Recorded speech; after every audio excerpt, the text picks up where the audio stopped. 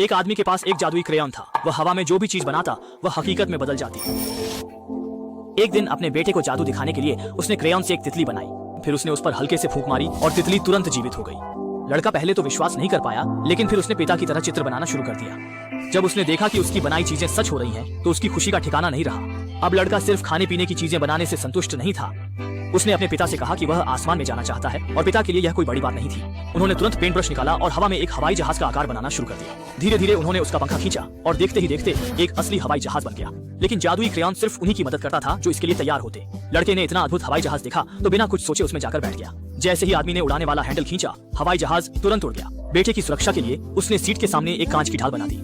सब कुछ ठीक लग रहा था, लेकिन गलत उड़ान की वजह से जहाज इमारत से टकराने ही वाला था, मगर वक्त रहते बच गया। सौभाग्य से उसने समय पर संभाल लिया, लेकिन खुशी सिर्फ 2 सेकंड ही रही। फिर हवाई जहाज सीधा नीचे गिरने लगा। जैसे ही हादसा होने वाला था, आदमी ने जल्दी से कांच हटाया और फटाफट एक पैराशूट बनाया, जिससे वे किसी तरह बच गए। तो अगर आपके पास ऐसा ब्रश हो तो आप सबसे पहले क्या बनाएंगे?